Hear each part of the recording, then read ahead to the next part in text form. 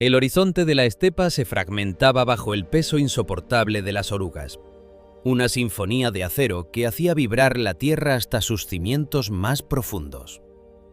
Allí, donde el cielo se fundía con el polvo castaño, la élite de la maquinaria de guerra alemana avanzaba como una marea de hierro negro. Una visión que habría paralizado el corazón de cualquier hombre común. Era la división blindada de las SS, el puño de acero del Reich, lanzada en una ofensiva que prometía ser el golpe de gracia para el frente oriental. Los tanques Tiger, colosos de 60 toneladas de blindaje impenetrable, rugían con una arrogancia mecánica, escupiendo fuego y humo mientras sus cañones de 88 milímetros buscaban el horizonte. Pero en el cénit de la carga, cuando la victoria parecía una fruta madura a punto de caer, la invencibilidad del acero comenzó a desmoronarse de una forma que ningún estratega militar habría podido prever. El estruendo ensordecedor de los motores Maybach, conocidos por su precisión y potencia bruta, se transformó de repente en un lamento metálico, un chirrido agónico que desgarraba el aire. Uno a uno, los gigantes comenzaron a detenerse, no por el impacto de un proyectil enemigo, sino por una traición que corría por sus propias venas. De los tubos de escape no brotaba el habitual humo negro de la combustión, sino una densa nube blanca y acre. Un vapor químico que envolvía a las bestias mecánicas en una mortaja fantasmal. En el interior de los compartimentos del motor, la temperatura se elevaba a niveles imposibles. Los pistones, diseñados para resistir las presiones más extremas, empezaron a hincharse y a soldarse a las paredes de los cilindros. El combustible, la sangre misma de la guerra, se había convertido en un ácido corrosivo, una pócima letal que fundía el metal desde dentro, transformando la ingeniería más avanzada del mundo en chatarra humeante en cuestión de segundos. Dentro del tanque de mando, el general von Klaus sentía cómo el pánico, esa emoción que creía haber desterrado hacía décadas en las academias militares, comenzaba a filtrarse por las rendijas de su uniforme impecable. Su vehículo, el corazón latente de la ofensiva, se había convertido en un sarcófago de acero inmóvil bajo el fuego cruzado de la artillería defensiva que empezaba a llover desde las posiciones enemigas. El calor en la cabina era sofocante, cargado con un olor dulce y tóxico que le quemaba los pulmones, un aroma que no pertenecía al campo de batalla, sino a un laboratorio. Mientras golpeaba inútilmente el panel de control y escuchaba los gritos desesperados de sus subordinados por la radio, von Klaus no podía saber que su derrota no había sido orquestada por generales en un mapa, sino por una mano invisible y silenciosa que, meses atrás, había decidido el destino de su división. La génesis de este desastre se encontraba lejos de los campos de batalla, en el ambiente estéril y gélido de la central de ensayos de combustibles y lubricantes de la Wehrmacht. 5 meses antes del colapso en la estepa, el mundo de la guerra parecía reducirse a los pasillos interminables de una instalación, donde el olor a queroseno y aceite de motor impregnaba hasta las paredes de hormigón. Allí, entre científicos de mirada altiva y oficiales de las SS que vigilaban cada probeta con celo paranoico, se movía una figura que nadie se molestaba en mirar 2 veces.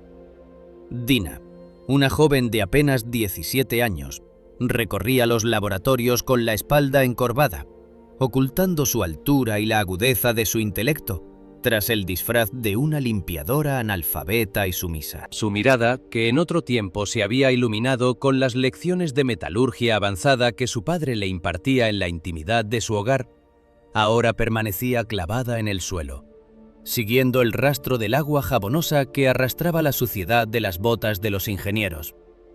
Nadie en aquel lugar sospechaba que la muchacha que vaciaba las papeleras llenas de informes clasificados y fregaba las manchas de grasa de los bancos de prueba poseía una comprensión de la química orgánica que rivalizaba con la de los doctores que la ignoraban. Dina era la hija de uno de los metalúrgicos más brillantes de su nación, un hombre cuya mente había sido apagada por el régimen pero cuyo legado vivía en la capacidad de su hija para ver en una gota de aceite no un simple lubricante, sino una fórmula matemática susceptible de ser saboteada.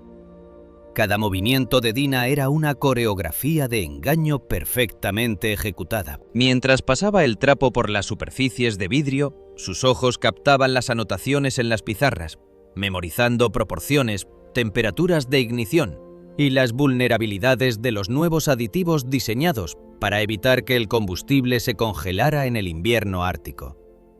En su mente, el laboratorio no era solo un lugar de trabajo forzado, sino un campo de batalla químico, donde ella era el único ejército. Cada vez que se acercaba a los depósitos de almacenamiento, aprovechando la penumbra de las horas finales del turno, sus manos, endurecidas por el frío y el trabajo manual, extraían pequeñas muestras que luego analizaba en el rincón más oscuro de su memoria, buscando el punto de quiebre de la maquinaria nazi. El peligro era una presencia constante, una sombra que respiraba en su nuca. Un solo error, un vistazo demasiado prolongado a un documento confidencial o una palabra que delatara su educación y el destino de Dina sería una ejecución sumaria o algo peor. Sin embargo, el miedo se había transformado en ella en una forma de energía fría y precisa. Observaba a los ingenieros alemanes, hombres que se jactaban de la pureza de su ciencia, mientras mezclaban componentes para crear el combustible perfecto que alimentaría la invasión. Dina comprendía algo que ellos, en su arrogancia, habían pasado por alto: que la perfección técnica es frágil y que la adición de un solo elemento exógeno, una impureza casi indetectable a temperatura ambiente, podía actuar como un cáncer latente que solo se manifestaría bajo el estrés extremo del combate. En la soledad de su camastro, durante las breves horas de descanso que el régimen le permitía, Dina reconstruía mentalmente las facturas de transporte y los horarios de los trenes de suministro que había visto sobre los escritorios de los oficiales. No solo se trataba de envenenar el combustible, era necesario asegurarse de que ese combustible específico llegara a las unidades más críticas en el momento exacto. Su plan no era simplemente un acto de vandalismo, sino una operación de sabotaje a gran escala que requería una precisión quirúrgica. Tenía que aprender a falsificar las firmas de los inspectores de calidad, a alterar los registros de envío, sin que las discrepancias fueran detectadas por la implacable burocracia militar. El ambiente en el laboratorio se volvía cada vez más tenso a medida que se acercaba la fecha de la gran ofensiva. Los científicos trabajaban día y noche bajo la presión de Berlín, buscando la fórmula definitiva que permitiera a los tanques operar en condiciones extremas. Dina, aprovechando el caos y el cansancio de los guardias, comenzó a introducir pequeñas cantidades de una sustancia que ella misma había sintetizado a partir de desechos químicos recolectados durante sus tareas de limpieza. Era un catalizador de descomposición molecular, un agente silencioso que permanecía inerte hasta que los motores alcanzaban su temperatura máxima de operación. Era su sentencia de acero, escrita no con tinta, sino con la misma ciencia que el enemigo pretendía usar para esclavizar al mundo. A menudo, mientras fregaba los suelos cerca de las grandes cubas de destilación, Dina escuchaba las conversaciones de los oficiales sobre el destino de los prisioneros que languidecían en los campos cercanos. Sabía que 2.500 seres humanos estaban marcados para ser enviados a un centro de exterminio y que el éxito de la división de von Klaus sellaría su destino de forma definitiva. La responsabilidad pesaba sobre sus hombros con más fuerza que los baldes de agua que cargaba a diario. Cada gota de aditivo que lograba filtrar en el sistema de combustible era una posibilidad de vida para aquellos que no tenían voz ni esperanza. Su anonimato era su armadura más fuerte. Para los nazis, ella era menos que una herramienta, un elemento decorativo de la limpieza que no poseía alma ni pensamiento propio. Y en esa subestimación radicaba el arma más letal que el Reich jamás habría podido imaginar.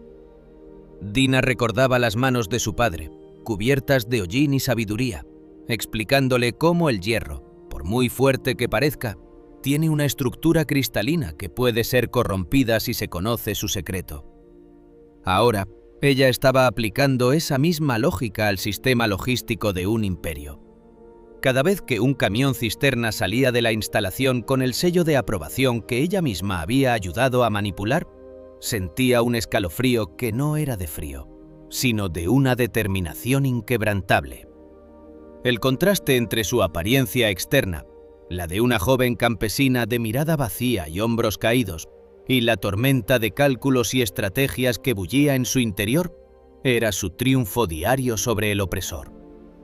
Mientras tanto, en la estepa, el desastre continuaba su curso inevitable. Los oficiales alemanes, acostumbrados a la obediencia ciega de sus máquinas, contemplaban con horror cómo sus tanques se convertían en monumentos a la inutilidad. El general von Klaus, golpeando el metal ardiente de su escotilla, gritaba órdenes que nadie podía cumplir. El acero, que debía ser su salvación y su gloria, se estaba devorando a sí mismo, víctima de una reacción química que ningún manual de guerra mencionaba. La inteligencia de una sola joven, armada solo con una fregona y un conocimiento prohibido, estaba logrando lo que ejércitos enteros no habían podido: detener el corazón de la bestia alemana, justo cuando más fuerte latía. Dina, de vuelta en el laboratorio, continuaba su labor monótona, escuchando el eco de las botas de los guardias en el pasillo. Nadie la miraba, nadie sospechaba. Pero en el fondo de sus ojos, si alguien se hubiera atrevido a buscar la verdad, habría encontrado el brillo de una victoria que no se celebraría con desfiles ni medallas, sino con el silencio de los motores muertos en la lejanía, y el suspiro de alivio de miles de almas que, gracias a ella, verían un nuevo amanecer. El acero había dictado su sentencia, y Dina era la mano que había firmado el veredicto en la sombra. La génesis de la voluntad de Dina no se forjó en los laboratorios fríos de la ocupación, sino en el corazón industrial de Lodz, una ciudad donde el humo de las chimeneas y el brillo del metal marcaban el ritmo de la existencia. Allí, en la calidez de un hogar que parecía blindado contra las tormentas políticas que se gestaban en Europa, su padre, un ingeniero químico cuya reputación cruzaba fronteras, le había entregado las llaves de un reino invisible, el de la estructura atómica de la materia. Para el profesor Levin, la metalurgia no era simplemente una rama de la ciencia, sino una filosofía de vida que compartía con su hija durante las largas noches de estudio. Le enseñaba que la fuerza de una aleación no residía únicamente en su volumen, sino en la pureza absoluta de sus componentes. Le explicaba, con una devoción casi mística, cómo una sola impureza microscópica, un rastro casi indetectable de azufre o fósforo, podía corromper el acero más noble, volviéndolo quebradizo y condenándolo al colapso bajo presión. Aquellas lecciones sobre la fragilidad oculta de lo que parece invencible se grabaron a fuego en la mente de una Dina adolescente, quien observaba el mundo a través del prisma de las reacciones químicas y los enlaces moleculares. Su padre no solo formaba a una científica, sino que, sin saberlo, estaba armando a una guerrera para un conflicto donde el conocimiento sería el único refugio. Sin embargo, la armonía de las probetas y los diagramas de fase se hizo añicos cuando la bota del invasor pisó las calles de Lodz. El mundo de Dina se desintegró en una sucesión de gritos, puertas derribadas y el estruendo de los trenes que se llevaban a su familia hacia el horror de los campos, dejando atrás el laboratorio saqueado y los sueños de una joven que, de la noche a la mañana, se encontró sola en un mundo que deseaba su aniquilación. Fue en las sombras de la desesperación donde Dina encontró un hilo de continuidad con su pasado. El antiguo ayudante de laboratorio de su padre, un hombre que había aprendido a leer el miedo en los ojos de los demás y que mantenía vínculos estrechos con la resistencia judía, la tomó bajo su protección. Él no solo le ofreció un escondite, sino un propósito que transformaría su dolor en un arma de precisión quirúrgica. Juntos, bajo la luz vacilante de velas en sótanos húmedos, comenzaron la tarea de demoler la identidad de Dina Levin para dar paso a una criatura nueva. Un fantasma que pudiera habitar entre las filas del enemigo sin despertar sospechas. Así nació Anna, una huérfana de provincias, de mirada bovina y espíritu aparentemente quebrado, cuyo conocimiento del alemán se limitaba a un puñado de frases torpes y cuyo intelecto parecía haberse detenido en la infancia. La transformación fue un ejercicio de disciplina actoral y psicológica agotador. Dina tuvo que aprender a desaprender, a ocultar el brillo de la comprensión que iluminaba sus ojos cada vez que escuchaba una conversación técnica, a encorvar los hombros para parecer más pequeña y menos amenazante. Su mentor la instruyó en el arte del mimetismo social. Debía ser el mobiliario humano que los oficiales nazis ignorarían por completo. Para ellos, tú no eres una persona, eres una herramienta que limpia lo que ellos ensucian, le decía con una severidad necesaria. El éxito de la misión dependía de que Anna fuera percibida como una joven analfabeta e inofensiva, alguien tan alejado de la ciencia que su presencia en los centros neurálgicos de la maquinaria de guerra alemana fuera vista como una conveniencia logística y no como una amenaza existencial. Gracias a esta máscara impecable y a los contactos clandestinos que infiltraban personal doméstico en las instalaciones militares, Dina logró obtener un puesto como limpiadora en la central de ensayos de combustibles y lubricantes de la Wehrmacht. El primer día que cruzó el umbral de la instalación, el olor a benzina y aceites pesados le devolvió por un instante la imagen de su padre, pero lo reprimió con una ferocidad gélida. Mientras caminaba por los pasillos cargando un cubo de agua sucia y un trapo raído, los guardias de las SS ni siquiera se molestaron en revisar su documentación con detalle. Para ellos, aquella muchacha de aspecto descuidado y movimientos lentos no era más que una pieza insignificante en el engranaje de la base. Alguien destinado a fregar el suelo que ellos pisaban con arrogancia. Sin embargo, detrás de la fachada de Anna, la mente de Dina operaba a una velocidad frenética, cartografiando cada rincón del laboratorio con una precisión de cartógrafo. Su posición como encargada de la limpieza le otorgaba un privilegio que ningún oficial de alto rango poseía: la capacidad de estar en todas partes sin ser notada. Mientras pasaba la fregona por los suelos de linóleo, sus ojos capturaban las etiquetas de los reactores, las concentraciones de los catalizadores y los horarios de las pruebas de motor. Se convirtió en una experta en leer documentos al revés sobre los escritorios de los ingenieros mientras vaciaba sus papeleras, extrayendo información vital sobre los aditivos que el Reich estaba desarrollando para permitir que su maquinaria blindada funcionara en las temperaturas extremas del frente ruso. El verdadero corazón de su poder residía en el acceso al archivo y al almacén de reactores, el Sancta Sanctorum, donde se guardaban las fórmulas químicas que alimentaban la guerra. En aquellas salas, rodeada de estanterías que albergaban sustancias capaces de mover ejércitos o incinerar ciudades, Dina se sentía de nuevo en su elemento. Los soldados que custodiaban las entradas la dejaban pasar con una mezcla de desprecio y aburrimiento, acostumbrados a verla entrar y salir con sus utensilios de limpieza. No podían imaginar que, bajo el delantal manchado, la muchacha llevaba consigo el conocimiento necesario para alterar el destino de una división blindada. En la soledad de los pasillos del almacén, Dina estudiaba las propiedades de los nuevos compuestos sintéticos, identificando las debilidades químicas de los ingenieros alemanes en su prisa por la victoria habían ignorado. Dina comprendió pronto que el sistema de suministro de combustible nazi era una red de una complejidad asombrosa, pero también de una fragilidad extrema si se sabía dónde golpear. La obsesión alemana por la eficiencia y la estandarización era su mayor fortaleza, pero bajo la intervención de Dina, se convertiría en su ruina. Si lograba introducir una impureza específica en los tanques de almacenamiento de los aditivos críticos, esa corrupción se propagaría como un virus a través de toda la cadena logística, afectando a miles de vehículos simultáneamente, sin que nadie pudiera detectar el origen del fallo hasta que fuera demasiado tarde. Era la aplicación práctica de las enseñanzas de su padre.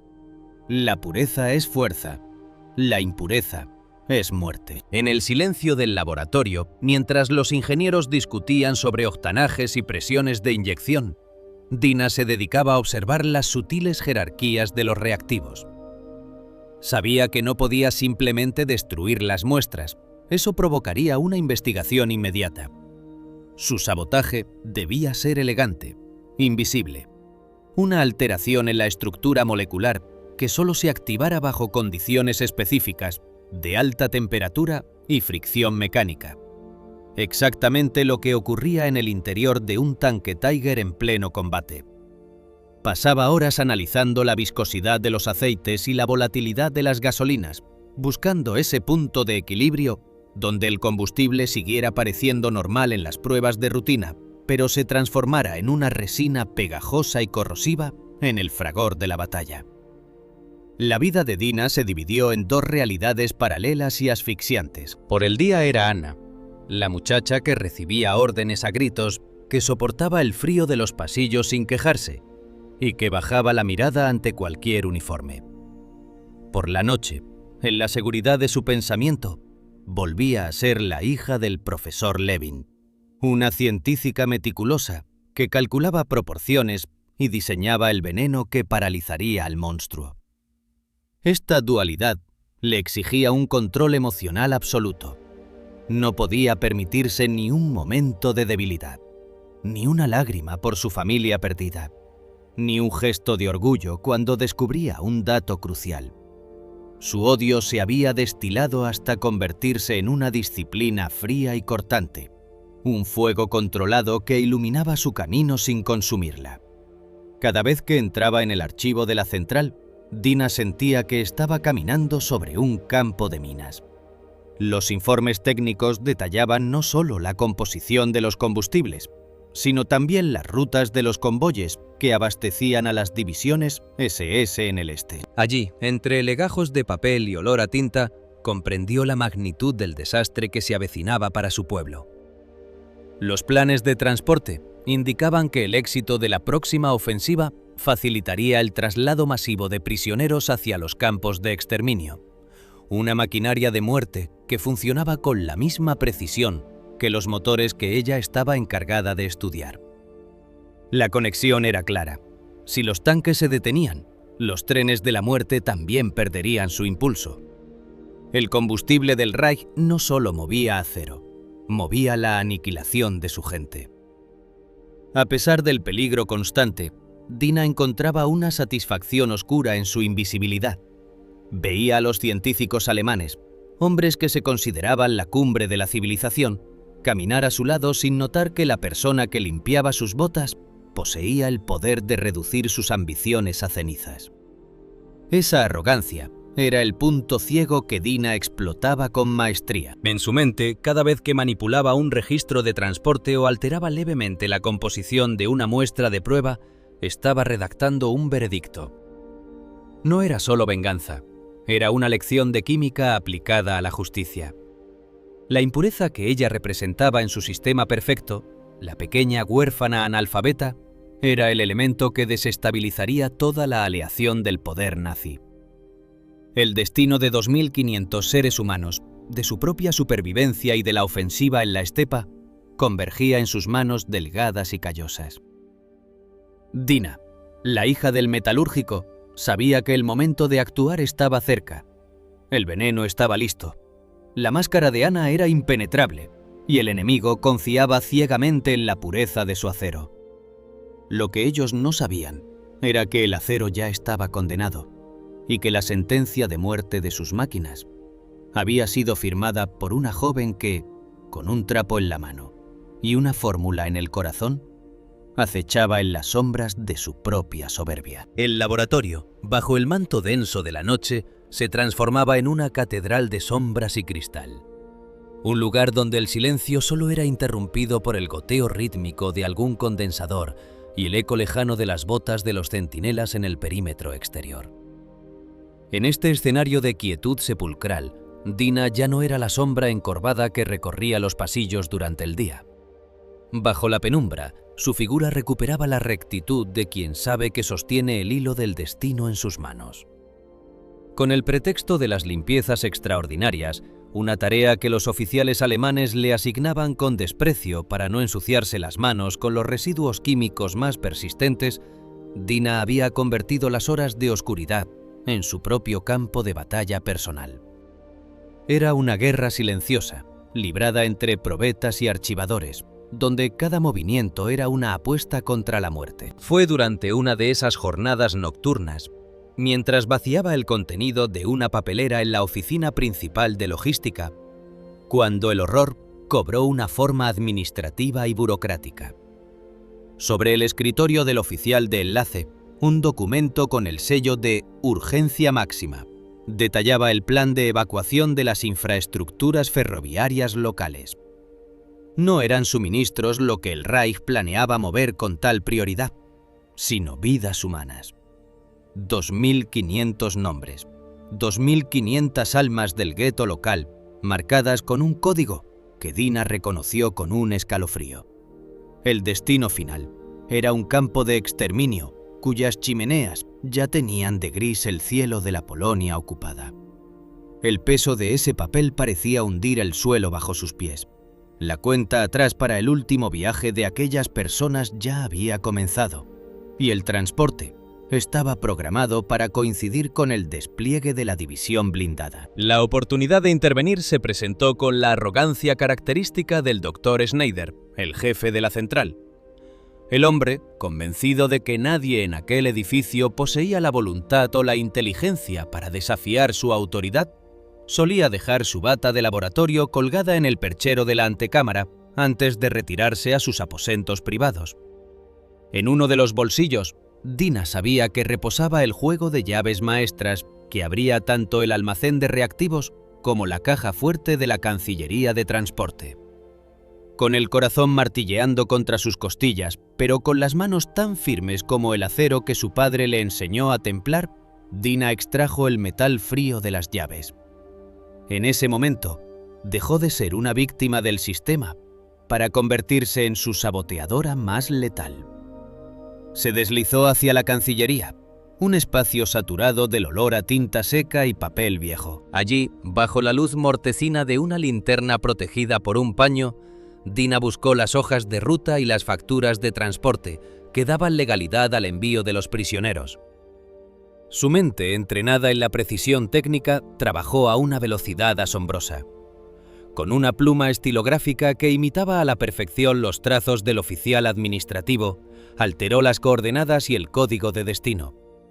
En lugar del complejo de exterminio, el convoy fue redirigido hacia una zona industrial especial, en los límites de los distritos orientales, una región que los informes de inteligencia alemanes calificaban erróneamente como segura, pero que Dina sabía, por sus contactos con la resistencia, que estaba bajo el control efectivo de las brigadas partisanas. Era una maniobra de una audacia suicida. Si alguien verificaba los códigos antes de la salida del tren, su vida terminaría en un instante. Pero el riesgo de morir era nada, comparado con la posibilidad de salvar a miles de su propio pueblo de las cámaras de gas. Una vez sellados los nuevos documentos y devueltas las llaves a la bata de Schneider, Dina se dirigió al verdadero corazón de su venganza, el almacén de aditivos para combustibles. Los tanques de almacenamiento contenían el componente crítico para la nueva mezcla de invierno, un compuesto diseñado para mantener la fluidez del combustible en las condiciones más extremas de la estepa. Durante semanas, Dina había estado sintetizando un agente corrosivo latente, una sustancia que ella llamaba el cáncer del hierro. Era un compuesto elegante y diabólico que permanecía en suspensión, completamente inofensivo a temperaturas normales y durante las pruebas de ralentí en los talleres de mantenimiento. Sin embargo, su estructura molecular estaba diseñada para romperse y activarse solo cuando el motor del tanque fuera forzado a su máxima capacidad, cuando el calor del combate y las altas revoluciones de los cilindros crearan el entorno catalítico necesario. Con una jeringa de vidrio, Dina fue introduciendo gota a gota el agente en los reservorios principales. Cada gota era una sentencia. Cada mililitro era una traición a la ingeniería nazi. Visualizaba los cilindros de los tanques Tiger, esas maravillas de la técnica, siendo devorados por una reacción química interna que fundiría las válvulas y bloquearía los pistones en el momento más crítico de la carga. La ironía era suprema. La propia potencia de los motores alemanes sería su perdición. Cuanto más intentaran avanzar, cuanto más rápido intentaran atacar, más rápido se autodestruirían. Dina no estaba simplemente rompiendo máquinas, estaba programando su colapso inevitable, utilizando la propia ciencia del enemigo en su contra. El trabajo era agotador y requería una vigilancia constante. Debía asegurarse de que las proporciones fueran exactas para no alterar el color ni el olor del combustible, ya que cualquier anomalía en las inspecciones visuales diarias de los químicos alemanes arruinaría meses de preparación. Se movía entre las sombras con la agilidad de un espectro, calculando volúmenes y tiempos de mezcla, siempre atenta al menor ruido en el pasillo. La soledad de su tarea era absoluta, pero en su mente resonaba la voz de su padre, recordándole que el metal más duro tiene un punto de ruptura, y que ella era la encargada de encontrarlo. No había espacio para el error. El destino de los 2.500 prisioneros y el resultado de la batalla en el frente estaban intrínsecamente ligados a su precisión en aquel laboratorio. A medida que el alba empezaba a clarear en el horizonte, Dina regresaba a su papel de Ana, con el rostro lavado por el agua fría para borrar el rastro del cansancio y los ojos fijos de nuevo en el suelo. Retomaba su fregona y su balde. Ver pasar a los oficiales que, sin saberlo, acababan de firmar su propia derrota al confiar en la seguridad de su laboratorio, le producía una satisfacción fría y amarga. Los camiones cisterna pronto comenzarían a cargar el combustible contaminado, llevándolo hacia las líneas de frente donde los tanques esperaban su ración de ponzoña. Mientras tanto, en los archivos, el documento falsificado dormía a la espera de ser procesado por una burocracia que no cuestionaba las órdenes escritas con la caligrafía correcta. El aire en la central de ensayos parecía volverse más pesado cada día, cargado con la tensión de lo invisible. Dina observaba el ir y venir de los camiones, los preparativos frenéticos para la gran ofensiva, y sentía una extraña calma. Había sembrado el caos en el sistema nervioso del Reich. Los generales alemanes soñaban con conquistas territoriales y victorias gloriosas, pero sus sueños estaban siendo minados por una joven que en el silencio de la noche había decidido que el acero no sería su salvación, sino su tumba. Cada vez que escuchaba el rugido de un motor siendo probado en las plataformas de ensayo, Dina sonreía para sus adentros, sabiendo que ese sonido, en pocas semanas, se convertiría en el lamento fúnebre de una división entera. La guerra silenciosa de Dina era un testimonio de la resistencia del intelecto frente a la fuerza bruta. En un mundo que intentaba reducirla a la nada, ella se había convertido en el factor decisivo, en la impureza que colapsaría el sistema. Su pensamiento volaba hacia los vagones de tren que pronto partirían. Maquinaba el momento en que los guardias descubrieran, demasiado tarde, que su carga no llegaba a la muerte, sino a la libertad bajo la protección de los bosques. Ese pensamiento le daba la fuerza necesaria para soportar los insultos, el agotamiento y el miedo constante. Ella era la guardiana de una justicia que el mundo parecía haber olvidado, y su sentencia de acero estaba grabada en cada gota de combustible que salía de aquella instalación maldita. El veredicto estaba emitido, y la ejecución del mismo estaba en manos de las propias leyes de la química. El aire en la central de ensayo se volvió denso, no por los vapores habituales del refinamiento, sino por un hedor a derrota que comenzó a filtrarse por las grietas de la seguridad militar. Las noticias llegaron primero como susurros histéricos a través de las líneas de comunicación reservadas, y luego como un estallido de furia administrativa que sacudió los cimientos del complejo. Los informes eran catastróficos, casi sobrenaturales para los oídos de los generales en Berlín. La mítica división blindada de las SS, el orgullo de la tecnología teutona, había sido aniquilada sin que el enemigo tuviera que disparar un solo proyectil de gran calibre. Los tanques Tiger, diseñados para durar décadas, se habían convertido en carcasas de metal inerte, con sus motores fundidos en una amalgama de hierro y escoria química. La noticia de la muerte del general von Klaus, atrapado y calcinado dentro de su propio vehículo de mando tras el colapso total de su escolta, actuó como un catalizador de pánico. El Reich no toleraba los milagros inexplicables, y la palabra sabotaje empezó a resonar en los pasillos con la fuerza de una sentencia de muerte.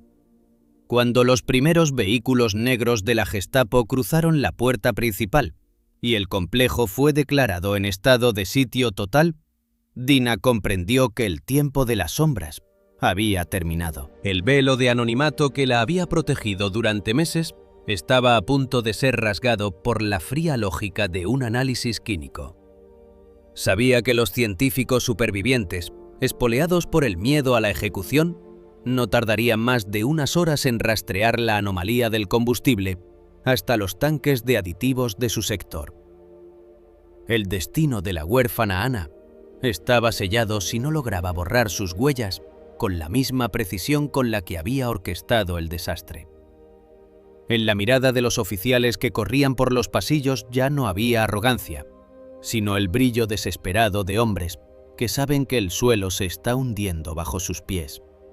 Y en medio de ese caos, Dina comenzó a ejecutar la fase final de su plan, moviéndose con una determinación que desafiaba la parálisis del miedo. Su primer objetivo fue el archivo químico, el repositorio de todas las fórmulas, registros de pruebas y, lo más importante, las facturas de transporte que ella había manipulado. Mientras el personal de seguridad sellaba las salidas y los altavoces ladraban órdenes de confinamiento, Dina se deslizó hacia la sección de registros técnicos. En su bolsillo llevaba un dispositivo de ignición casero, una mezcla de clorato de potasio y azúcar envuelta en una mecha de combustión lenta que había preparado con restos robados del laboratorio de pruebas de explosivos.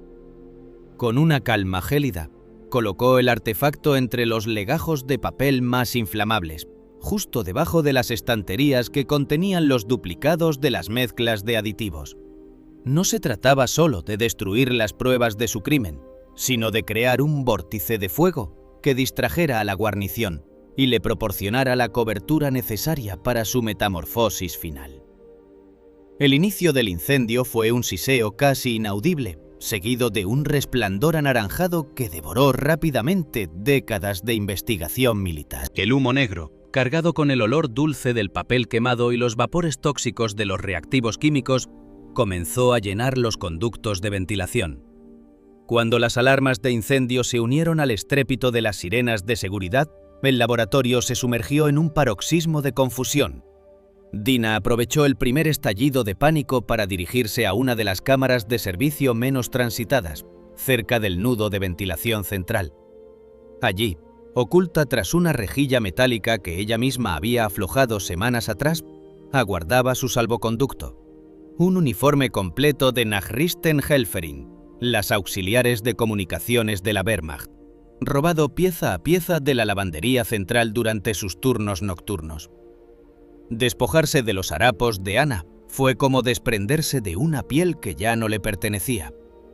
En la penumbra de la cámara, mientras el calor del incendio cercano empezaba a calentar las paredes de hormigón, Dina se vistió con la eficiencia de un soldado. Se ajustó la guerrera gris, se caló la gorra de plato ocultando su cabello y se aseguró de que las insignias de enlace estuvieran perfectamente alineadas.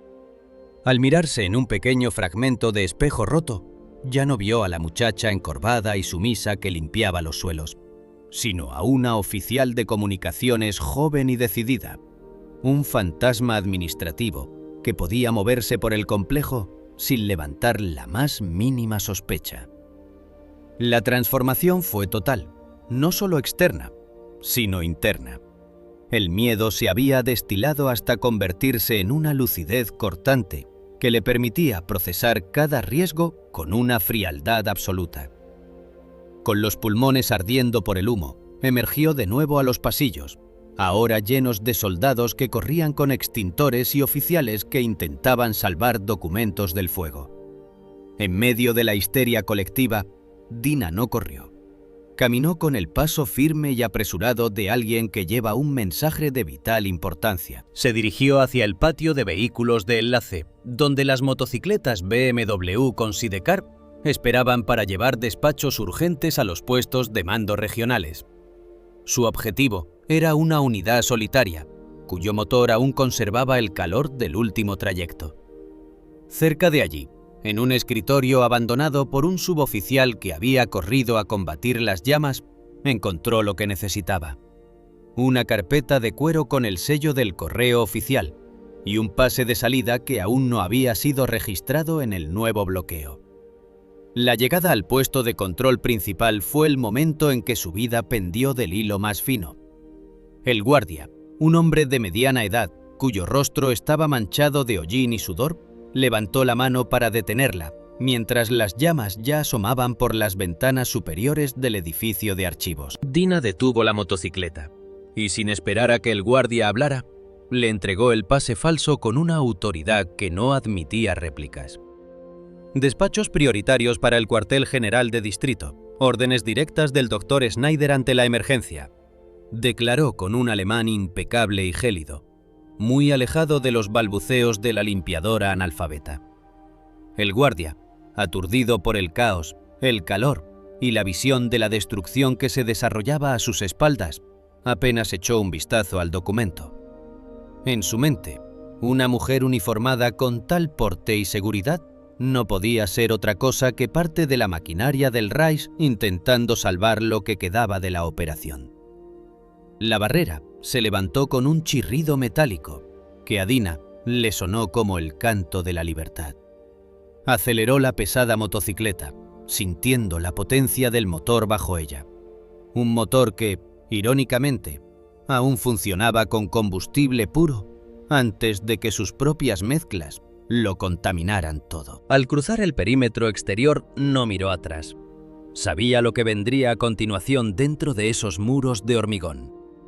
30 minutos después de su salida, el mando de la Gestapo, incapaz de encontrar a los responsables directos y necesitado de un castigo ejemplar para aplacar la furia de Berlín, ordenaría alinear a todos los empleados de la sección de combustibles, desde los científicos más eminentes hasta los trabajadores más humildes, frente a la pared del patio central.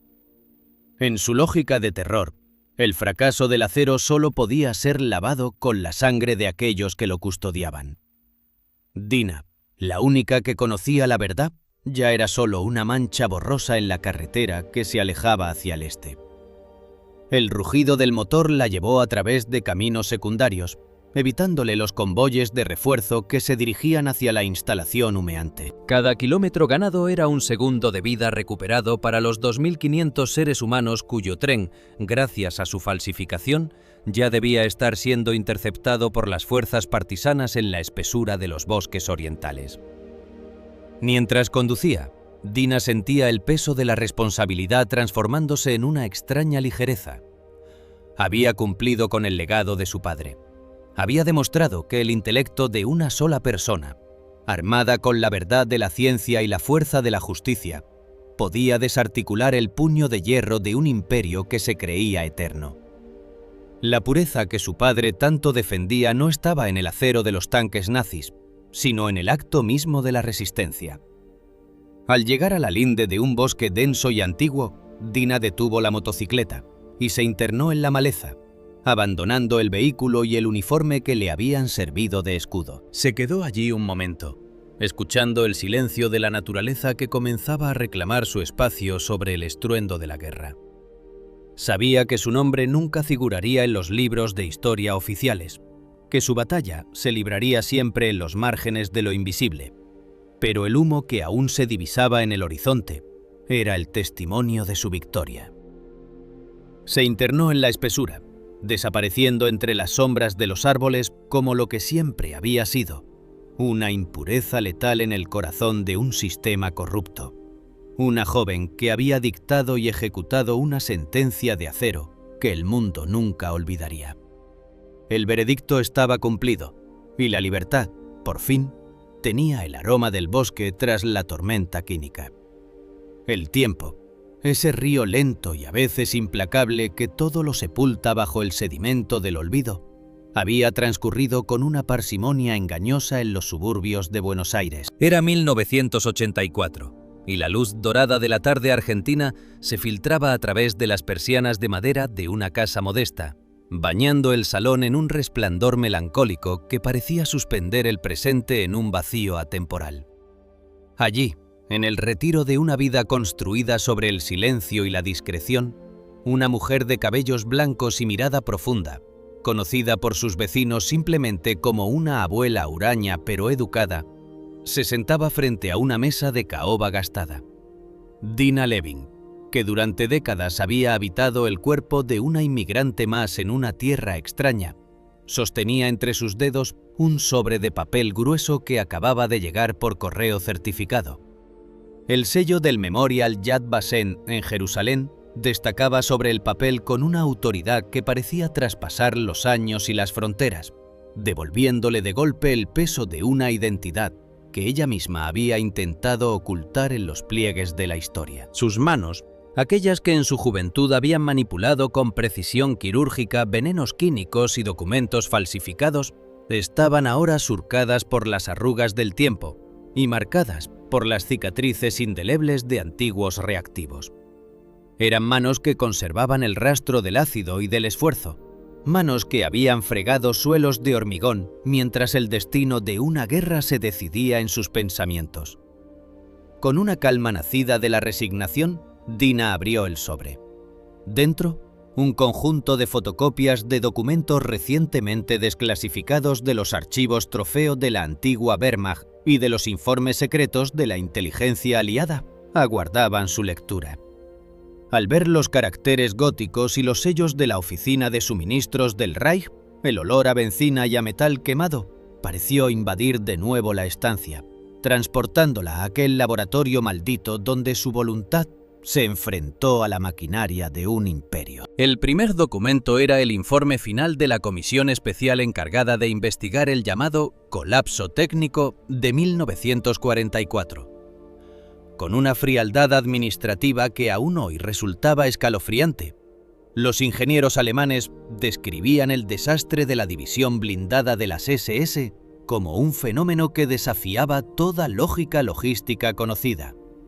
Los informes hablaban de una corrosión molecular acelerada y de una falla sistémica en los catalizadores de combustión que había inmovilizado a cientos de tanques en el momento crítico de la ofensiva.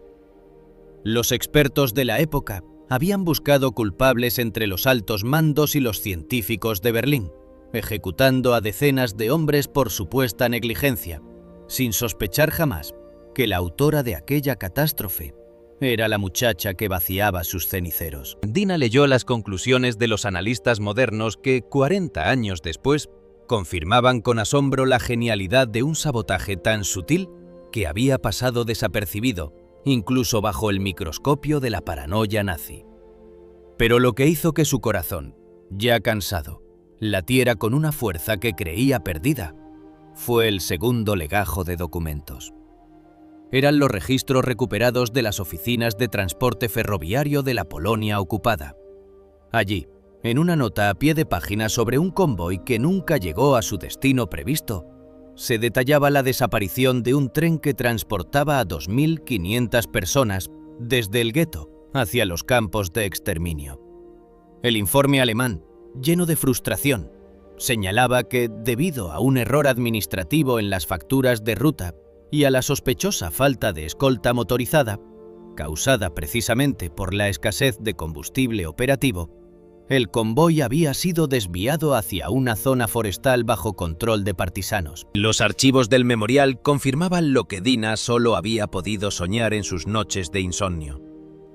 Aquellos hombres, mujeres y niños habían sobrevivido, rescatados por la resistencia en el corazón de los bosques, gracias a que un trozo de papel había sido alterado, y a que los tanques que debían custodiarlos se habían convertido en chatarra humeante.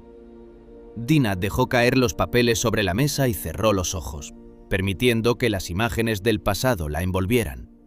Recordó la voz de su padre en el viejo laboratorio de Lodz, explicándole que el acero, a pesar de su apariencia de invencibilidad, posee una estructura interna que puede ser corrompida por la más mínima impureza. Comprendió entonces que ella misma había sido esa impureza en el sistema perfecto de la barbarie nazi, un rastro de humanidad y conocimiento que había logrado desestabilizar la aleación del terror. El sacrificio de su familia, la pérdida de su juventud y el miedo constante que la había perseguido como una sombra durante décadas, cobraron de repente un sentido absoluto. No había sido solo venganza, había sido un acto de justicia química, un veredicto escrito en la composición misma de la materia. Se levantó de la silla y caminó hacia la ventana, observando el pacífico atardecer sobre las calles de Buenos Aires. Sus manos, todavía temblorosas, se entrelazaron sobre su pecho. Aquellas manos habían sido las encargadas de dictar la sentencia de acero, de transformar el combustible en veneno y las órdenes de muerte en rutas hacia la vida.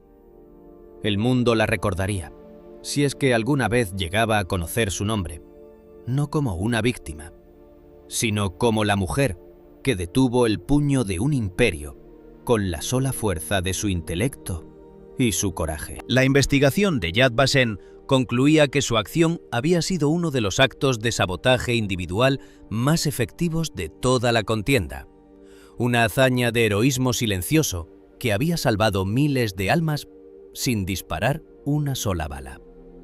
Al mirar de nuevo las cicatrices en sus dedos, Dina sintió una paz que no había experimentado desde el día en que huyó de la central de ensayos entre las llamas y el humo. El Sentencia de Acero no era solo el título de un informe técnico en un archivo polvoriento. Era la herencia de su padre, el testimonio de su pueblo y la prueba definitiva de que la inteligencia, cuando está guiada por la necesidad de justicia, es más resistente que cualquier blindaje y más poderosa que cualquier motor de guerra. Los 2.500 seres humanos que hoy vivían, envejecían y soñaban en diferentes rincones del mundo eran su verdadero legado. Una reacción en cadena de esperanza que ella misma había iniciado en la oscuridad de una noche polaca. El silencio de la casa se llenó de una solemnidad legendaria. Dina sabía que su tiempo en este mundo se acercaba a su ocaso, pero se sentía satisfecha. Había sido la mano invisible que movió las piezas en el tablero de la muerte para salvar a los inocentes. Había sido el fantasma que acechó en los laboratorios del enemigo, utilizando su propia ciencia contra ellos. Con una sonrisa tenue, la antigua saboteadora guardó el sobre en el cajón de su escritorio, asegurándose de que la verdad estuviera a salvo para las generaciones venideras. El veredicto había sido justo, la ejecución impecable y la condena eterna.